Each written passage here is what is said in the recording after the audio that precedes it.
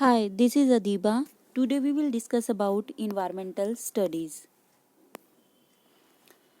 जो environment term है, सबसे पहले हम बताएंगे हमने लिए फ्रेंच वर्ड इन्वायरन से, जिसका मतलब होता है एनसर्कल, या फिर हम सिंपल कहें हमारे सराउंडिंग, हमारे चारों तरफ की चीज़ें. सेकेंड है in other words everything that affect living organism is called as environment. हमारे इन्वायरमेंट में चाहे वो चीज़ें लिविंग है या फिर नॉन लिविंग है, हमें अफेक्ट करती हैं, चाहे वो डायरेक्टली अफेक्ट करे या फिर इनडायरेक्टली अफेक्ट करें. जैसे हम लिविंग ऑर्गेनिज्म की बात मानते हैं कि लिविंग ऑर्गेनिज्म एक दूसरे को अफेक्ट करते हैं, एक दूसरे के लिए ज़रूरी हैं, लेकिन इसके अलावा जो एक नॉन लिविंग एस्पेक्ट है, हम लोग उस चीज़ को भी निगलेक्ट नहीं कर सकते. नॉन लिविंग जैसे हमारा हम लोग जो सांस लेते हैं, ऑक्सीजन एक नॉन लिविंग चीज़ है. हम लोगों के लिए जो सेकंड इंपॉर्टेंट चीज़ है that is a water. Water भी एक नॉन लिविंग चीज़ है. इसके अलावा अगर हम फूड की बात करें, जो हमारे लिए इम्पॉर्टेंट चीज़ है, वो भी एक नॉन लिविंग चीज़ है. मतलब लिविंग तो इम्पॉर्टेंट है ही, उसके अलावा एक नॉन लिविंग चीज़ को भी हम लोग निगलेक्ट नहीं कर सकते. डायरेक्टली और इनडायरेक्टली हर चीज़ एक दूसरे को अफेक्ट करती है. सिंपल हम लोग इन्वायरमेंट में इसी चीज़ के बारे में स्टडी करेंगे कि कोई भी चीज़ दुनिया की हम लोग जिसको निगलेक्ट नहीं कर सकते, हर चीज़ की इम्पॉर्टेंस है. फर्दर हम लोग इसके कंपोनेंट्स की बात करते हैं. दो तरह के बेसिक इसके कंपोनेंट्स आते हैं. पहली चीज़ है एबायोटिक कंपोनेंट एंड सेकंड है बायोटिक कंपोनेंट. एबायोटिक कंपोनेंट के अंदर आ जाते हैं दो तरह के factor, that is a climate and edaphic.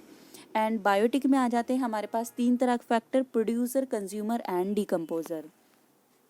अगर हम एबायोटिक फैक्टर की बात करें, एबायोटिक फैक्टर वो फैक्टर होते हैं जो नॉन लिविंग होते हैं, मतलब जो सांस नहीं लेते, जिनके अंदर कोई लाइफ नहीं है. इसके अंदर फिर फर्दर दो फैक्टर, जो दो इसके मेन कंपोनेंट होते हैं. पहला कंपोनेंट है इसमें क्लाइमेटिक फैक्टर, जो जिसके अंदर जैसे हमारा जितने मौसम के रिलेटेड जितने फैक्टर आ जाएंगे, जैसे हमारा रेन वाटर हो गया, हमारा टेम्परेचर कितना है, हमारी ह्यूमिडिटी कितनी है, सनलाइट कितनी है, वेपराइजेशन कैसा है वहाँ पर.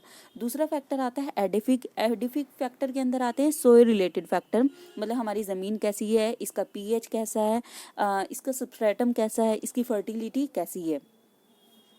नेक्स्ट है हमारे पास बायोटिक फैक्टर. बायोटिक फैक्टर हमारा तीन कंपोनेंट से मिलके बना है. पहला कंपोनेंट है प्रोड्यूसर. प्रोड्यूसर के अंदर आते हैं प्लांट्स. प्लांट्स को हम लोग क्यों प्रोड्यूसर बोलते हैं, क्योंकि दुनिया की और कोई भी ऐसी चीज़ नहीं है जो सनलाइट को कन्वर्ट कर सके केमिकल एनर्जी के अंदर. प्लांट्स के लीव्स जो होती हैं, लीव्स के पास क्लोरोफिल होता है. क्लोरोफिल क्या काम करती हैं, कन्वर्ट करने का काम करती हैं. बाकी दुनिया की कोई भी चीज़ ऐसी नहीं है जिसके अंदर क्लोरोफिल हो और वो सनलाइट को केमिकल एनर्जी के अंदर कन्वर्ट कर सके. इसलिए प्लांट्स को जो प्रोड्यूसर है, प्रोड्यूसर को इन अदर टर्म हम लोग ऑटोट्रॉफ्स या फिर कन्वर्टर भी बोल सकते हैं. सेकेंड टाइम है हमारे पास कंज्यूमर. कंज्यूमर बोलते हैं एनिमल्स को. इसमें फर्दर फिर कई कैटेगराइजेशन हो जाता है, प्राइमरी कंज्यूमर, सेकेंडरी कंज्यूमर, वो डिपेंड करता है मतलब किस कैटेगरी के अंदर आ रहा है, हायर लेवल या फिर लोअर लेवल.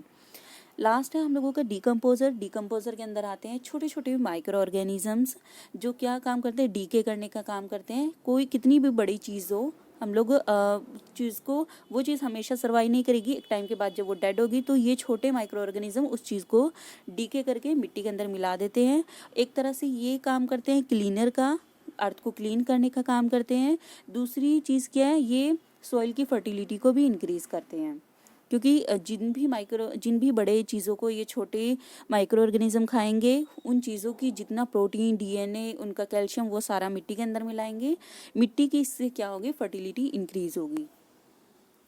नेक्स्ट है हमारे पास सेगमेंट्स कौन कौन से हैं इन्वायरमेंट के. इसके तीन कंपोनेंट जो बेसिक होते हैं, एटमॉस्फेयर, हाइड्रोस्फेयर एंड लिथोस्फेयर.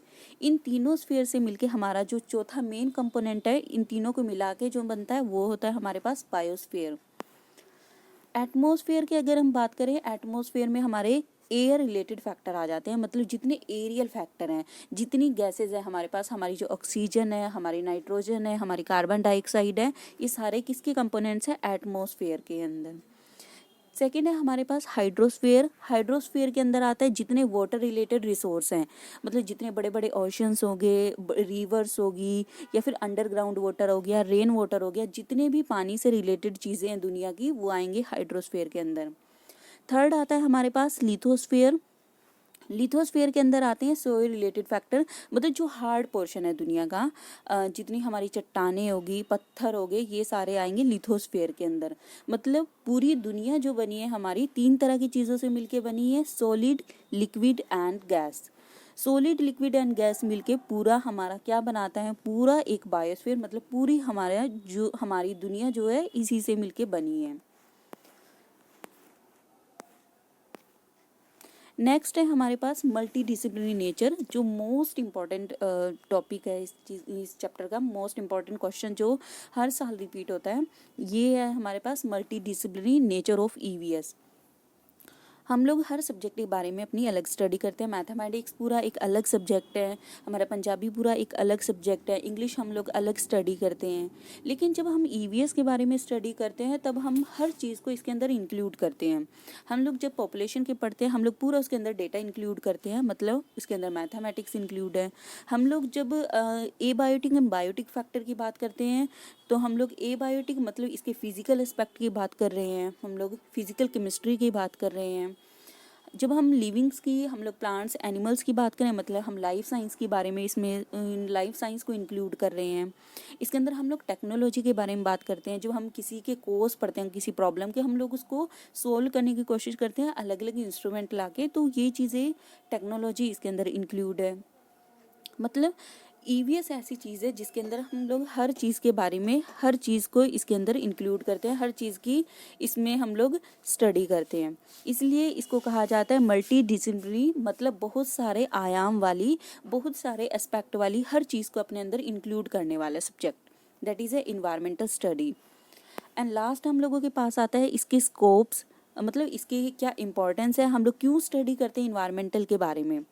पहली चीज़ है conservation of nature and natural resource. हमने शुरू में ही हमने पढ़ा कि जो इन्वायरमेंट है हम लोग इसके अंदर किसी भी चीज़ को निगलेक्ट नहीं कर सकते, छोटा हो या बड़ा, लिविंग है या फिर नॉन लिविंग, हर चीज़ की अपनी इंपॉर्टेंस है। डायरेक्टली और इनडायरेक्टली वो एक दूसरे को अफेक्ट करते हैं। इन चीज़ों के जब हम बारे में पढ़ेंगे, हम लोग इनकी इंपॉर्टेंस को समझेंगे, तब भी जाके हम लोग इनका कंजर्वेशन कर सकते हैं। कंजर्वेशन, बायोलॉजिकल डाइवर्सिटी, मतलब वही चीज़ है, वैरायटी, छोटे बड़ा, मोटा पतला। सेकंड है हमारे पास फर्दर हम लोग इसमें पढ़ते हैं ह्यूमन जो पॉल्यूशन है इसको कंट्रोल कैसे करना है। हम लोग जब ईवीएस में हम लोग आगे पढ़ेंगे कि जो पॉल्यूशन है उसके क्या क्या कोज हैं, किन वजह से, किन फैक्टर की वजह से जो पॉल्यूशन है हमारा फैलता है। जब हम उन फैक्टर को जानेंगे तभी हम इस चीज़ को भी कंट्रोल कर सकते हैं। और जो मोस्ट इम्पॉर्टेंट चीज़ है कि एक तरह से इन्वायरमेंटल स्टडी जो हम करते हैं, हम लोग एक तरह से इन्वायरमेंट को सिक्योरिटी अश्योर कर रहे हैं, सिक्योरिटी दे रहे हैं। हम लोग जब इसकी प्रॉब्लम्स के बारे में पढ़ेंगे कि क्या क्या प्रॉब्लम है, क्या क्या हमारे इन्वायरमेंट को खतरा है, तभी हम उन चीज़ों को कंट्रोल कर सकते हैं। That's all, thank you.